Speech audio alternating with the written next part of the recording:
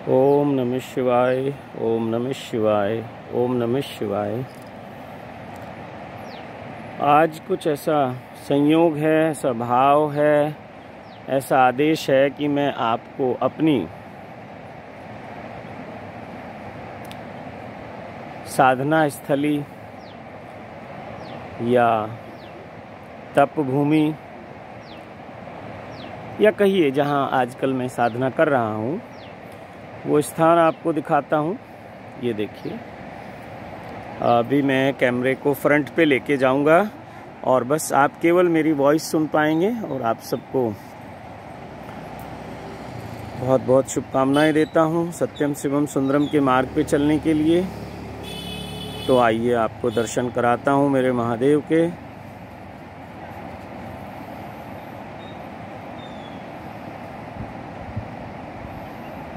कुछ शायद ये कैमरा फ्रंट साइड पे नहीं जा पा रहा है, तो मजबूरी है, मैं आपको नहीं दिखा पा रहा हूँ। शायद मेरे महादेव की इच्छा नहीं है कि मैं इस जगह को जग जाहिर करूँ, लेकिन फिर भी मेरा दिल है तो मैं दिखाऊंगा, इस तरह से दिखा दूँगा। ये देखिए मेरे महादेव विराजमान हैं। ये देखिए, ये देखिए, ये देखिए। मैंने सोचा था फ्रंट कैमरे पे जाके आपको बहुत अच्छे से दर्शन करा दूं, लेकिन ऐसा हुआ नहीं। कैमरे की सेटिंग कुछ किस तरह की है पता नहीं, मुझे ज़्यादा कुछ आता नहीं। और ये वो भूमि है और ये प्रकृति है, और साथ में जो सबसे बड़ा मेरे महादेव का, महादेवी का एक प्यार है, आशीर्वाद है या मेरी केयर करने के लिए। ये देखिए जो मैं आपको दिखाना चाह रहा था, ये देखिए, ये देखिए, देखिए जरा गंगा जी के भी पावन दर्शन आप लोग कर लीजिए। देखिए देखिए देखिए। चलिए चलते हैं वापस अपने स्थान पे।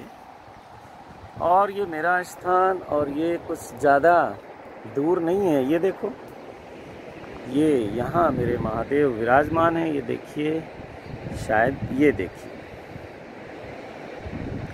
और यहाँ ये गंगा जी विराजमान है।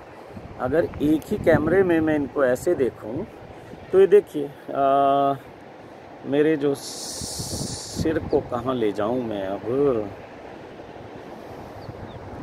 ये देखिए, हाँ, वृक्ष के साथ देखिए, वहाँ महादेव हैं और ये गंगा जी हैं, और बीच में मैं पागल बाबा।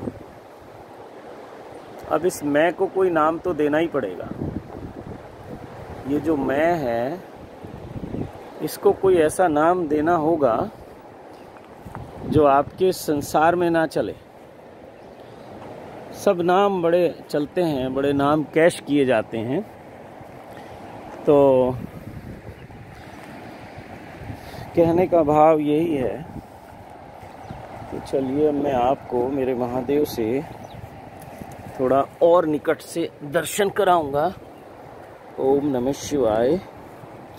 ये सब मैं इसलिए करता हूँ कि आपके भीतर कुछ प्यास जाग जाए। आपके भीतर कुछ प्यास आ जाएगी तो आप इस सत्यम शिवम सुंदरम के मार्ग पे चल पाओगे। ये देखिए, ये देखिए, ये देखिए, ये मेरे महादेव और ये मैं। देखिए देखिए देखिए।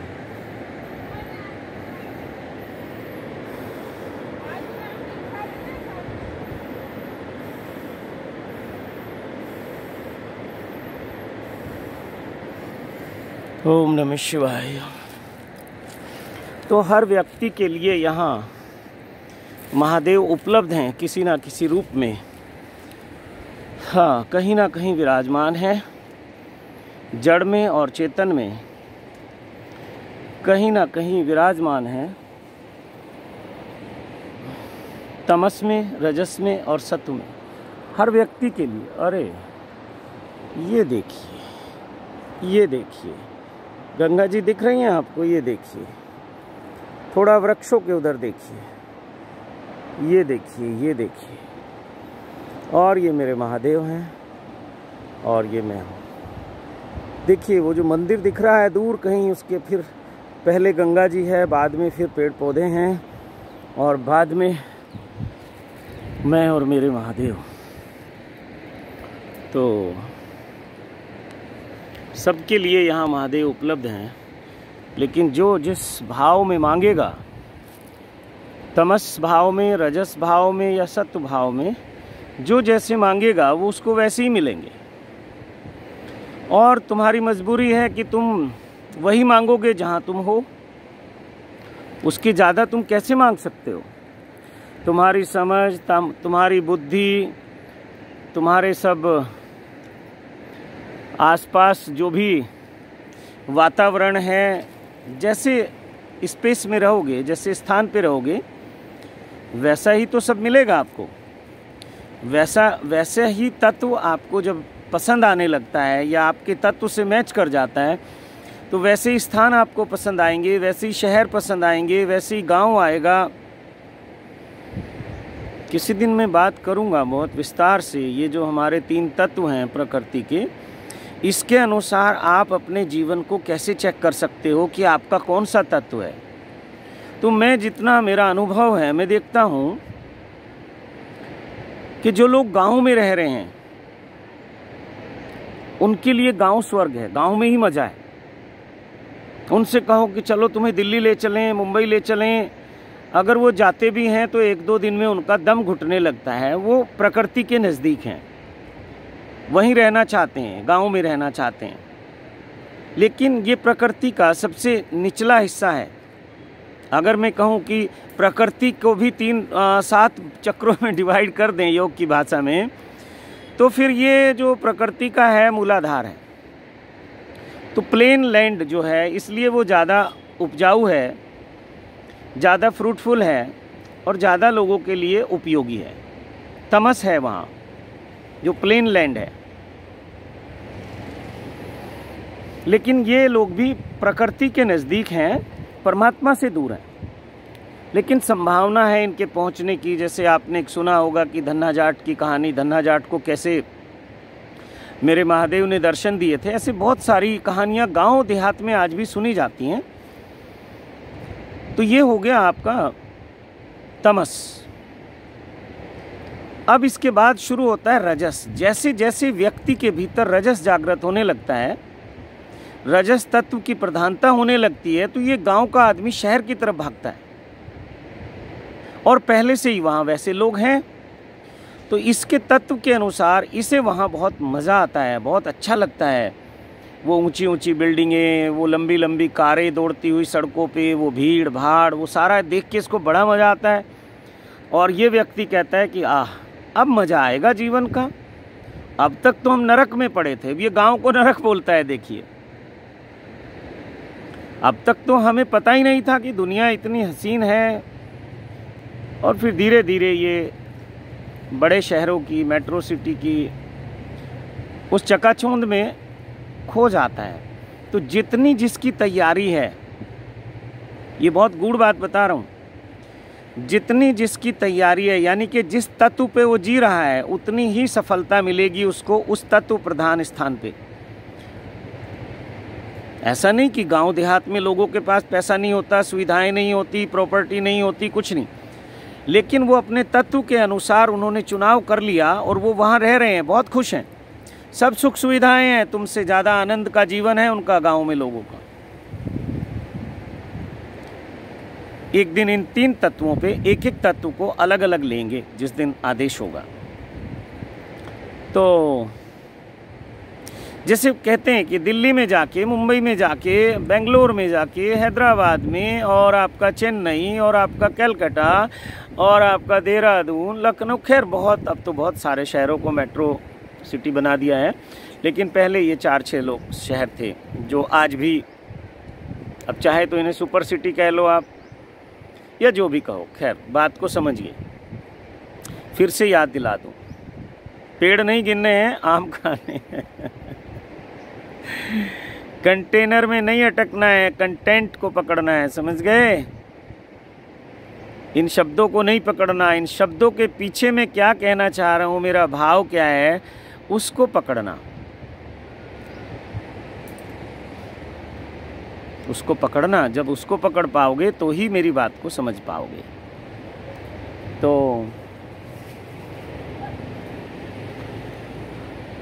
ओम नमः शिवाय।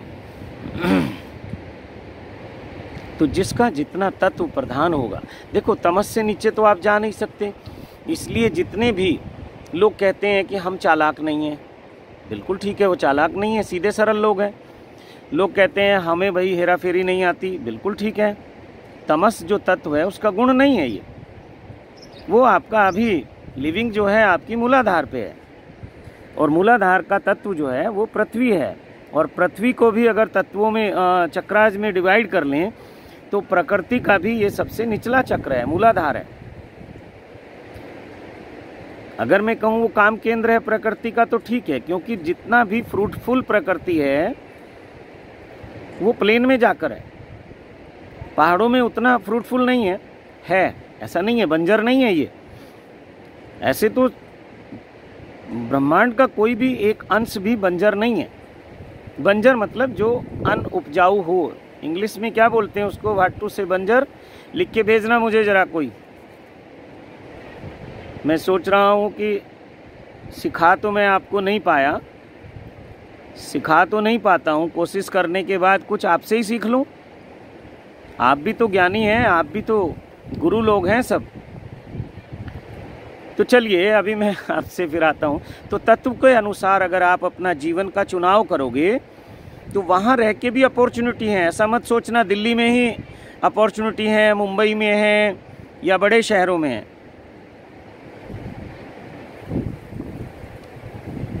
कभी मैं बताऊंगा मेरे जीवन में तत्वों का प्रभाव कैसे रहा। शुरुआत में मुझे पता नहीं था, बाद में पता चला, लेकिन प्राकृतिक तौर पे अपने आप ये संयोग बनते चले गए।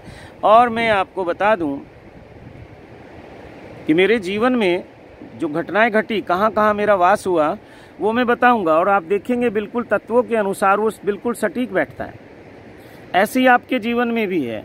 और जो व्यक्ति अपने तत्व के विरोध में जाके कहीं रह रहा है तो वो बहुत पीड़ा में है, सफोकेशन में है, भागना चाहता है। जैसे बहुत सारे लोग हैं, क्या करें, मजबूरी है, गांव जाना चाहते हैं लेकिन वहाँ कोई नौकरी नहीं मिलेगी,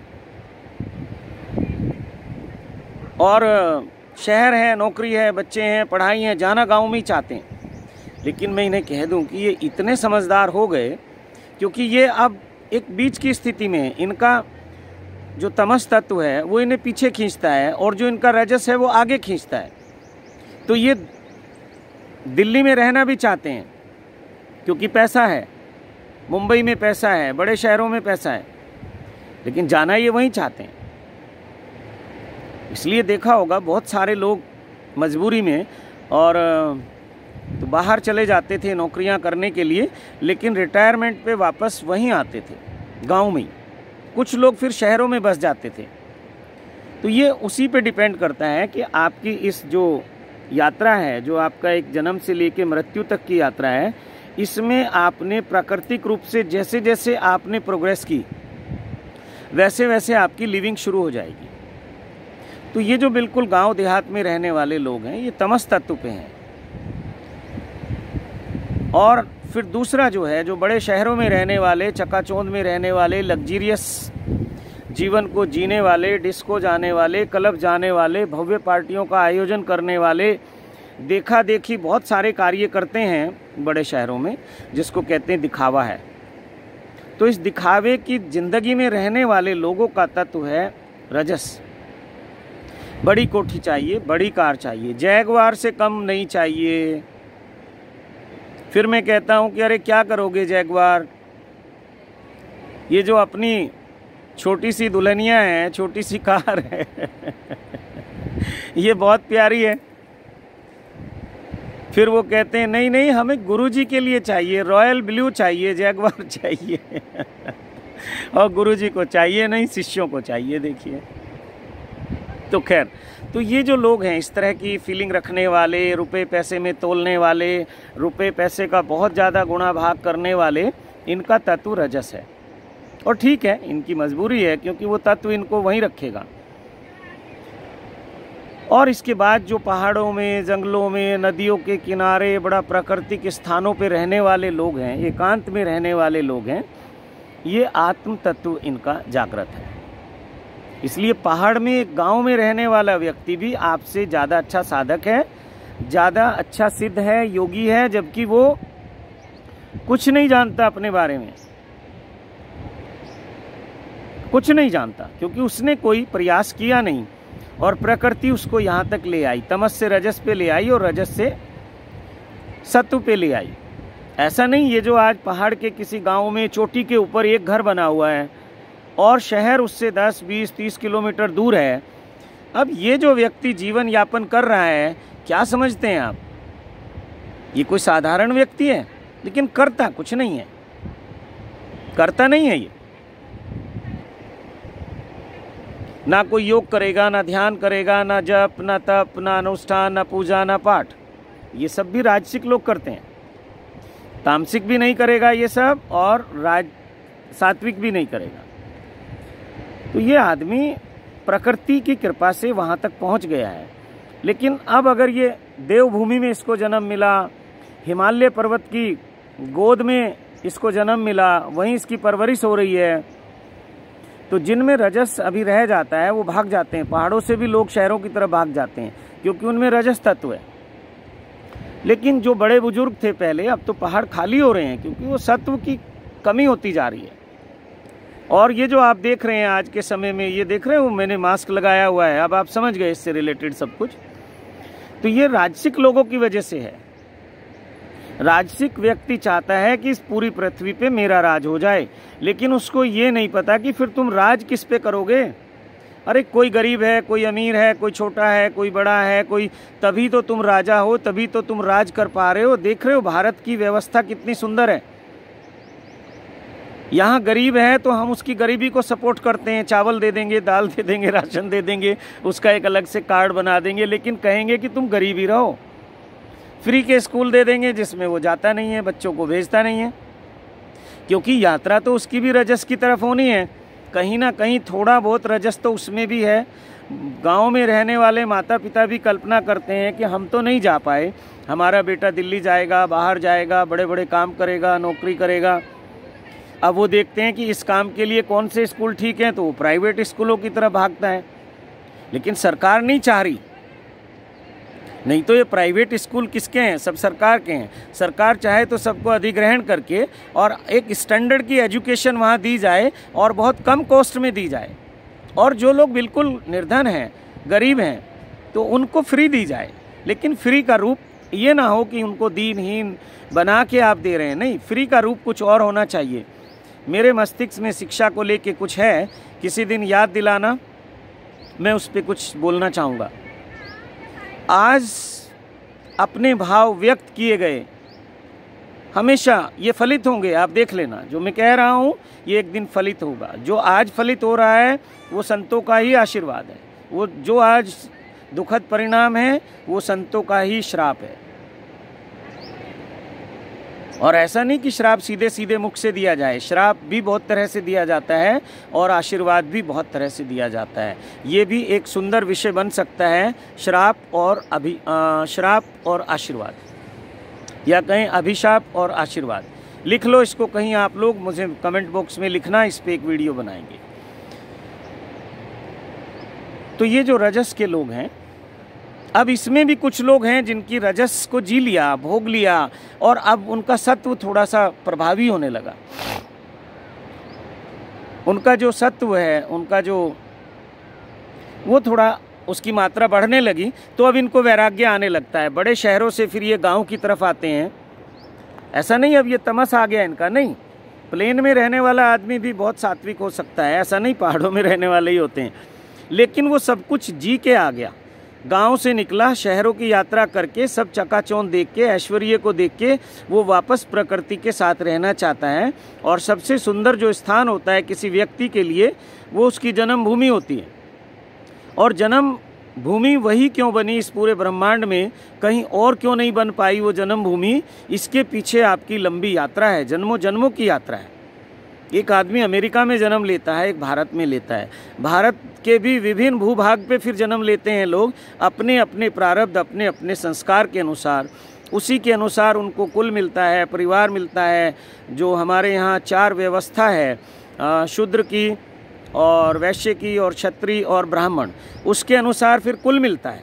तो ये एक बहुत ऐसा विज्ञान है कि इस पे तो जितना आप जाते चले जाओगे, बस हरि अनंत, हरि कथा अनंता, वहाँ तक पहुँच जाओगे। अगर इसको चेक करना शुरू कर दिया, जहाँ से आपकी उत्पत्ति हुई थी, और उत्पत्ति कहाँ से हुई थी सबको मालूम है, मेरे महादेव से हुई थी।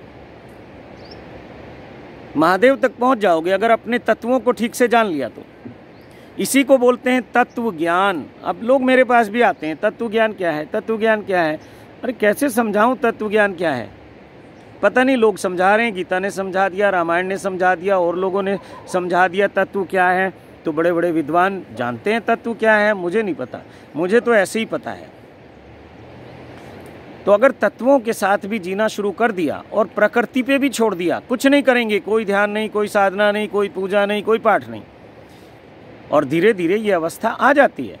जितना राजसिक व्यक्ति होगा उतनी ज़्यादा पूजाएं करेगा, कर्मकांड करेगा।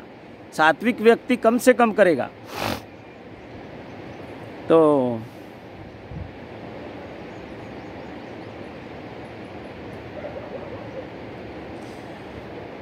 ये व्यक्ति सब जी के आता है, तमस से चलता है, रजस पे पहुंचता है, और फिर सत्व की तरफ आकर्षित होने लगता है। तो इस तरह से ये 3 तत्वों की लीला है इस पूरे ब्रह्मांड में। ये महादेव का आदेश है, ना कोई प्लानिंग थी ना कुछ थी। और ये रिकॉर्ड मैं इसलिए कर रहा हूँ कि यहाँ नेटवर्क की प्रॉब्लम है। अभी तुरंत इसको विदिन फ्यू मिनट में इसको अपलोड करूँगा।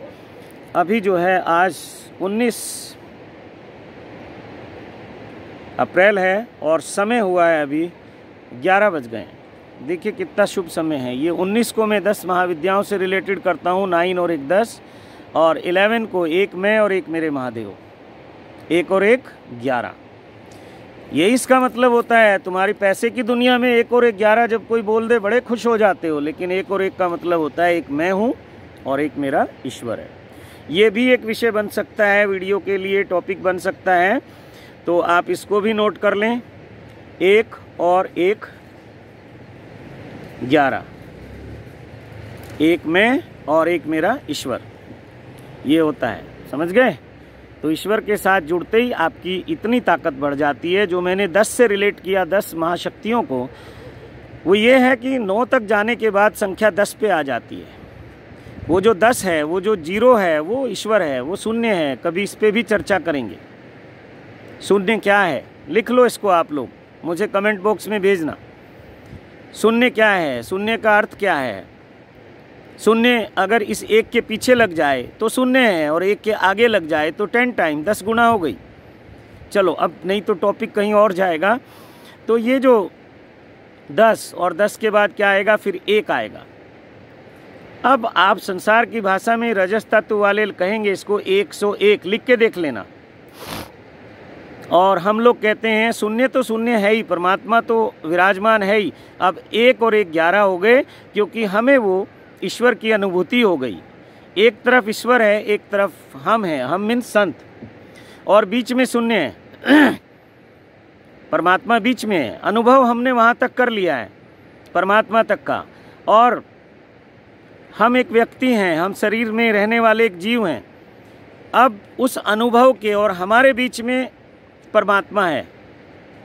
अब जितना जितना जितना जितना हम उस शून्य में डूबते चले जाएंगे, डूबते चले जाएंगे, डूबते चले जाएंगे, तो हम उस 1 को उपलब्ध हो जाएंगे और 1 ही हो जाएंगे। वो जो हमारा होना है वो मिट जाएगा। वो जो शरीर में होना है, पहली जो संख्या 1 की, वो मिट जाएगी, और शून्य के बाद वो 1 रह जाएगा। और फिर अगर पीछे वो 1 शून्य रह जाए तो फिर वही आप देखना कि वो संसार के आपके काम नहीं आएगी, वो तो फिर ईश्वरत्व को उपलब्ध हो गए, शिवत्व को आप उपलब्ध हो गए, फिर आप रजस से पूरी तरह बाहर आ गए, तमस से बाहर आ गए, और सत्व में भी फिर यात्रा है। जो सत्व वाला तत्व है वो तो बहुत विराट है। आप तो ज़्यादातर लीलाएं देखते हो तमस की और रजस की। अब कोई संत है उसमें भी रजस बचा रहता है। जैसे मैं भी अभी कुछ दिन पहले तक मैंने एक स्कूल की रचना की, इसका मतलब ये मेरी इच्छा थी, ये मेरी कामना थी, ये मेरी वासना थी। आप भी कहते हो एक घर बन जाए। अब घर बने या स्कूल बने बात एक ही है। घर बने या स्कूल बने एक बात है, कोठी बने या किसी संत का आश्रम बने एक ही बात है, एक ही बात है, कोई ज़्यादा फर्क नहीं है। बस वो दिखावे में थोड़ा अच्छा लग रहा है कि आश्रम बनाया, बड़ा महान व्यक्ति है, बहुत ही, समझ रहे हो, लेकिन ये आपसे भी चालाक है। ये जो बड़े बड़े मठ हैं, बड़े बड़े आश्रम हैं, बड़ी बड़ी व्यवस्थाएं हैं, ये बिना चालाकी के, चालाकी मतलब नेगेटिव नहीं लेना, बड़ी होशियारी के ये केंद्र हैं। आप इतने होशियार नहीं हो। आप जैसे हजार हजार लोगों से ऊपर इन संतों की होशियारी है। बस होशियारी समझ लेना, इसको नेगेटिव पॉजिटिव आप अपने तरीके से ले लेना। ये हजार हजार लोगों पे हुकूमत चला रहे हैं, उनसे दान ले रहे हैं, चंदा ले रहे हैं, डोनेशन ले रहे हैं, ये इनकी काबिलियत है, योग्यता है, होशियारी है। और फिर ये उन आश्रमों का संचालन कर रहे हैं, तुम्हारे लिए सब सुख सुविधाएं उपलब्ध करा रहे हैं, लेकिन ये तुम्हारे ही बड़े भाई हैं, बस इतना समझ लेना। तो ये जो सत्व तत्व है, इसकी यात्रा तो बाद में भी चलती है, शरीर छूटने के बाद भी चलती है। वो जो हर व्यक्ति को मोक्ष की इच्छा है, हर व्यक्ति जन्म मरण के चक्र से पार होना चाहता है, उसके पीछे यही विज्ञान है। फिर वो उस सिद्धों के साथ, हंसों के साथ, देव आत्माओं के साथ, सिद्ध आत्माओं के साथ, यानी कि ब्रह्मांड में एक जीवन शुरू होता है। फिर वो और भी विराट है। स्पेस में, स्पेस लिविंग का जो एक साइंस है, उस विज्ञान, इसके बाद वहाँ संत चला जाता है। फिर वहाँ भी यही 3 कैटेगरी हैं। आत्माओं के जगत में भी 3 कैटेगरी हैं। जैसे कोई गांव के रहने वाले व्यक्ति की दुर्घटना हो गई, या एक बहुत जो तमस भाव में रहता है उसकी दुर्घटना हो गई, तो उसकी आत्मा भी तामसिक विचरण करेगी, तामसिक ग्रुप में रहेगी। और फिर जो ये सांसारिक लोग हैं, इनकी कुछ दुर्घटनाएं होती हैं, अकाल मृत्यु होती हैं, तो इनकी आत्माएं जब तक जन्म नहीं लेती, इनका भी एक लोक है वहाँ, उसको मैं रजस ही कहूँगा। और फिर जो सिद्ध होते हैं, संत होते हैं, और जन्म मरण के चक्र से मुक्त हो जाते हैं, फिर ऐसी सिद्ध आत्माएं भी रहती हैं। वो एक सतलोक है, उसी को सतलोक कहा गया। लेकिन संतों ने ना तो तमलोक की बात की, ना रजलोक की बात की, सतलोक की बात की है। तो सतलोक में फिर वास हो जाता है। और बहुत सारे लोग समझा रहे हैं, जैसे कबीर परंपरा में ही कह रहे हैं लोग कि बस सतलोक, तुम तो 3 ही लोक की बात करते हो। वो प्रहलाद टिपालिया जी, शायद नाम में कुछ गलती ना हो रही हो, माफ़ी चाहता हूँ, उनके भजन में आजकल सुन रहा हूँ। बहुत अच्छे सिंगर हैं, बहुत अच्छे गायक हैं, बहुत ही, जितना मैं कहूँ कम है। कबीर परंपरा से जुड़े हुए हैं। तो उन्हीं का कोई साथी आज कह रहा था, मैंने सुना, कि तुम तो पहुँच सकते हो रजस तमस नहीं। उसने कहा कि तुम तो केवल जो है ब्रह्मा विष्णु महेश, जल थल और नभ, इसी की बात करते हो, और हम तो सतलोक में रहते हैं, 4थे लोक में। तो मैं अपने इन मित्र को बता दूं, बहुत अच्छा है जिस तरह से ये भजन टीम में काम कर रहे हैं, भजन मंडली में काम कर रहे हैं, वो जरूर इनको सतलोक में ले जाएगी। लेकिन अभी समय है, यात्रा को जारी रखना। शरीर छूटा और फिर जन्म हुआ तो फिर नीचे गिर सकते हो।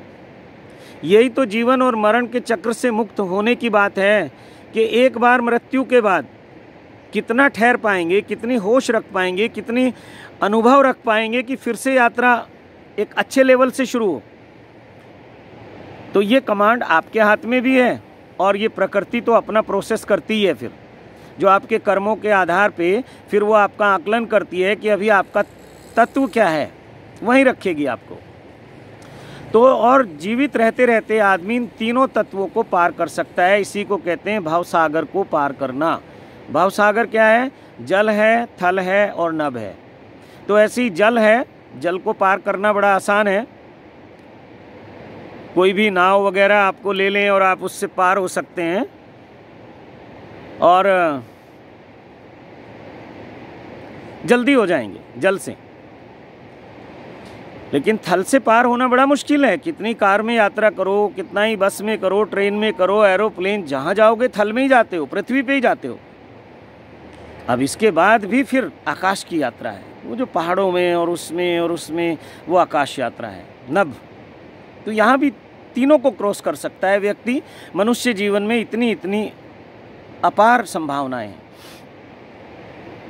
तो फिर शरीर छूटने के बाद भी यात्रा रहती है सत्वलोक में। फिर सत्वलोक में बहुत सारी कैटेगरी हैं,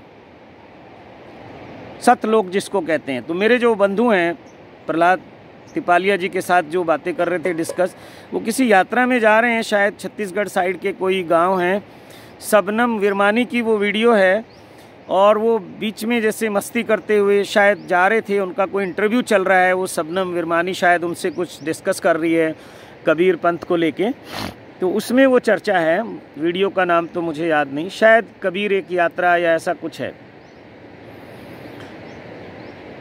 तो सतलोक जाना बहुत बहुत बहुत बहुत बड़ी उपलब्धि है, और साधारण व्यक्ति या संत आपसे सतलोक की ही बात कर सकता है। साधारण लोग सतलोक तक समझ सकते हैं, तो संत आपके भीतर सतलोक की प्यास जगा देते हैं।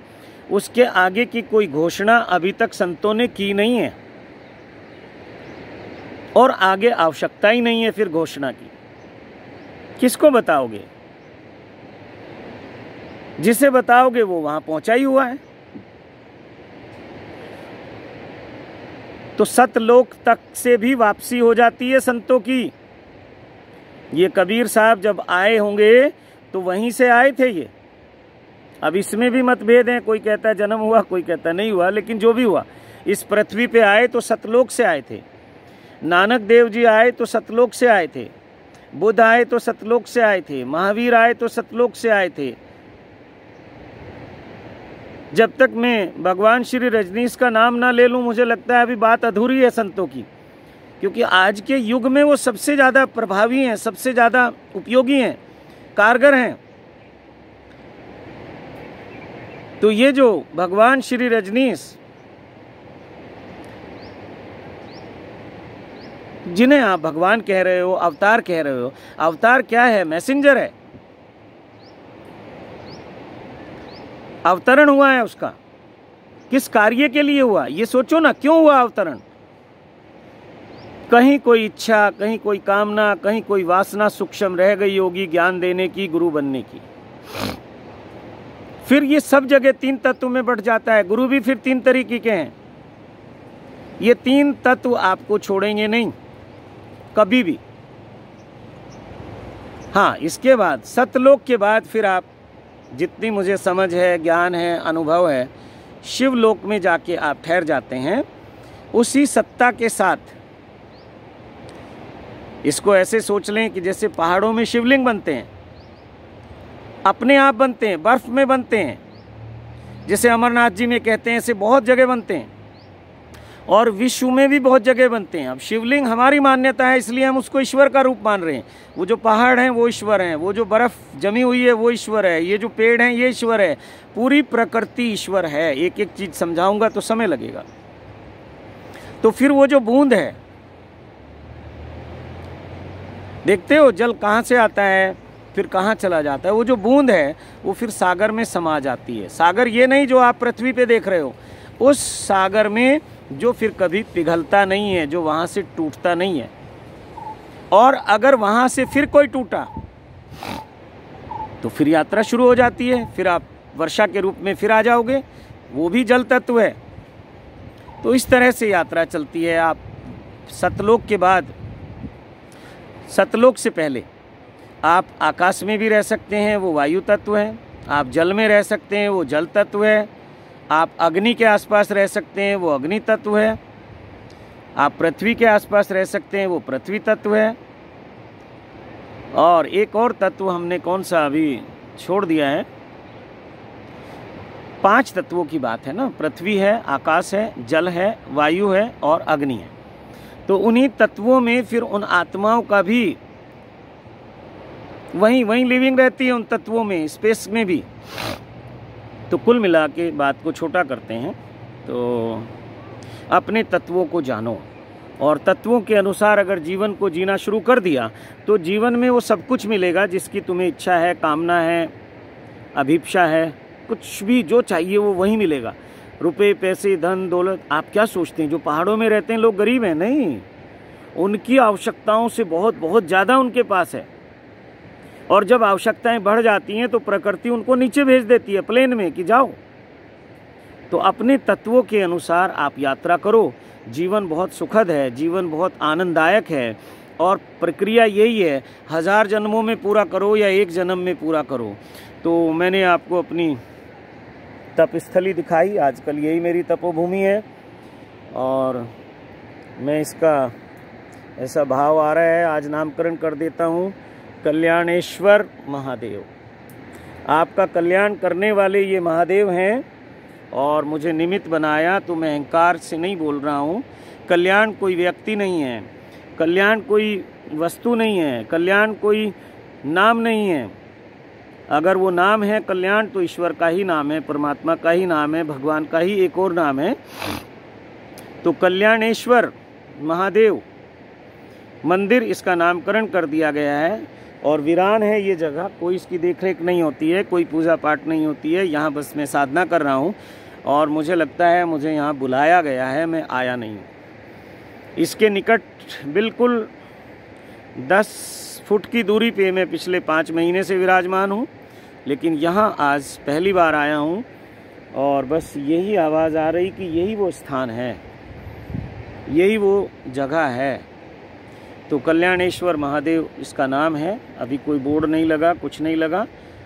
ये स्थान को मैं ही जानता हूँ, आप पहुँच भी जाओगे तो पहचान नहीं पाओगे। तो चलिए इसी के साथ आप सबको प्रणाम करता हूँ। एक बार फिर से आप गंगा जी के दर्शन करिए, ये देखिए, साथ में महादेव जी के भी करिए। ये देखिए, अब कर पाएंगे। पेड़ों के बीच में गंगा है, मेरे बिल्कुल ठीक साथ में महादेव हैं और ये मैं। तो चलिए आप सबको बहुत बहुत शुभकामनाएं। ओम नमः शिवाय, ओम नमः शिवाय, ओम नमः शिवाय।